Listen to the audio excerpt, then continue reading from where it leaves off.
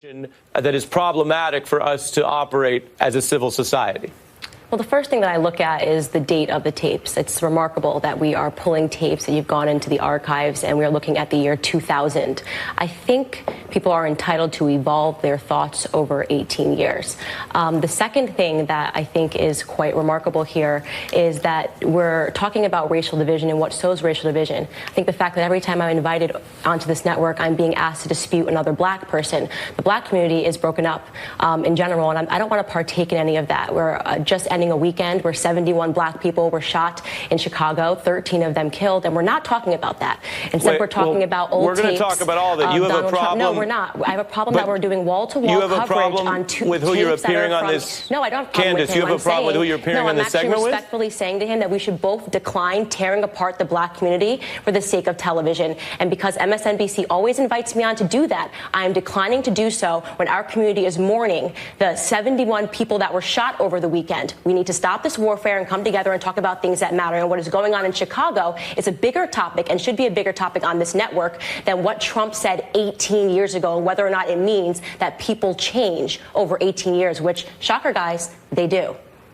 Well, I'm going to have the professor respond, but I have to respond on behalf of myself. You knew what you were invited to discuss, and we're happy you're here. It's very important to me in this show that we have these conversations and invite a lot of people of all perspectives. If there's a problem with that, I think you knew what the invite was to begin with. Professor Dyson, your thoughts?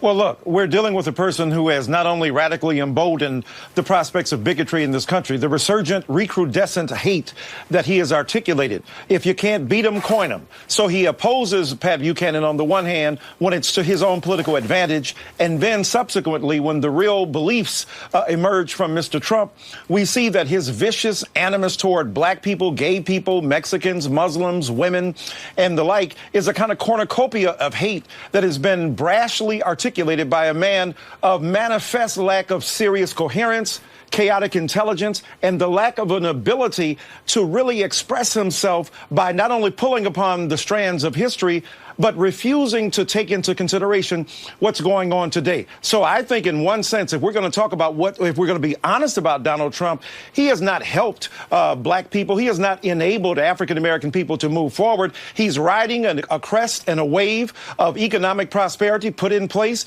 by his predecessor, Barack Obama. He has refused to acknowledge the centrality of police brutality and unarmed black people being assaulted by people in this country. So the reality is that Donald Trump, while claiming through rhetoric to be for the blacks, what he has done is undermine the capacity of African-American people to exist in a country where it's not only about the economic facts and the wherewithal that we contend with, it is about the tone. It is about the rhetoric. It is about the atmosphere that has been unleashed here. And Donald Trump has done something very dangerous and destructive. He can't see the difference between an anti-fascist and a person who supports it. He can't see the difference between somebody who's against black people and who is for them. So when he draws false equivalencies between both sides, he negates the ability to say, look, I believe in rational civil discourse in America, but I take a side morally and politically. We are now 53 years to the date. For a quick second. 53 years, let me finish this. 53 years beyond the date of the voting. Let me finish this. We'll go to the professor and then we'll go back to you, Candace. Professor Dyson, you can finish and then we'll go back to Candace. Here we are 53 years past the Voting Rights Act. We've seen the resurgence of an attempt to nullify and destroy that black vote. We've seen attempts to somehow circumnavigate around black political citizenry and agency. So all I'm saying is, if we're concerned about black people, we've got to be concerned about poverty, inequality, lack of access to education, plus the kinds of sorts of violence that we see directed toward black people in this country. Candace, go ahead. Sorts of violence as being directed towards black people. Am I black? I'm curious if I'm black because I'm a black conservative, and I am not hearing anything that is said about the fact that about 25 white Democrats assembled to kick me out of a restaurant yesterday to throw water and to throw eggs at me because I am a conservative that supports Donald Trump. The very same Donald Trump, okay? The very same Donald Trump that has not Obama. Obama did not do this. It's because President Trump has been slashing regulations, and it has brought this economy to a place it has never been at, okay? We have unemployment that's an all-time low for both women. You brought up women. You brought up gays. You brought up black people. Unemployment is at an all-time low across the board. You guys refuse to acknowledge the truth that we are doing better. You want to talk about fascists? Antifa attacked me. This is an all-white gang that attacked me and attacked an all-black police force in Philadelphia, okay? And they claim to be fighting racism. How is it plausible, Professor, that you allow this to happen to your community because you've decided that because we are ideologically conservatives, you are okay with this? You're okay with the resurgence of the Democrats? I haven't said a word. Don't cut me off. I haven't said a word. You just said a lot of words. I didn't say a word. Actually, if somebody was counting, I said nothing about you. Now you're cutting me off. I said nothing about you. No.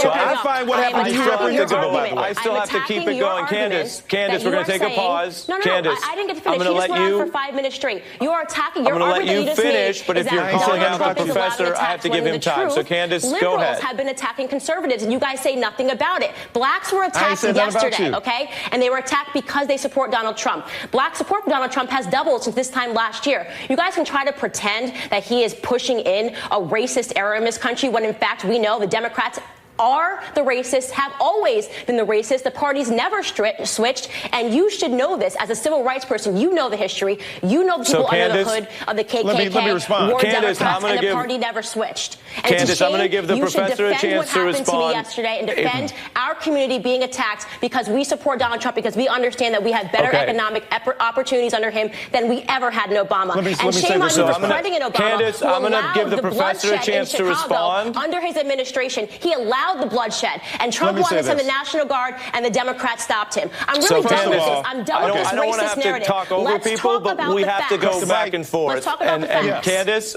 we're going to have to take a pause there. Couple things. You're making a personal attack on the other guests, so I have to give them a chance to respond. Let me respond. First of all, I also have to say, and Professor, I'm going to go back to you. I also have to say the topic of this discussion that we have tried and perhaps are failing on live television to discuss is Trump policy. The incident that you're referring to yesterday is not necessarily this topic. It's a Democrat policy. And so we'd have to gather more information. Go up to them. So I'm going to go to the professor.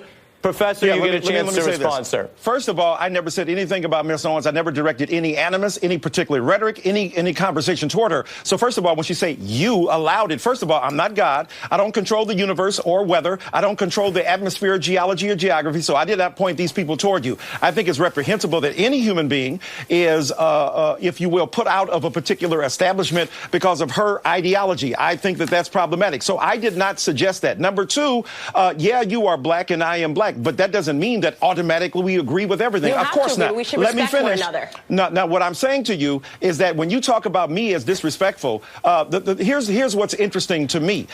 You have come on here and, like Donald Trump, reduce everything to narcissistic self-preoccupation and articulation of your. Let me finish.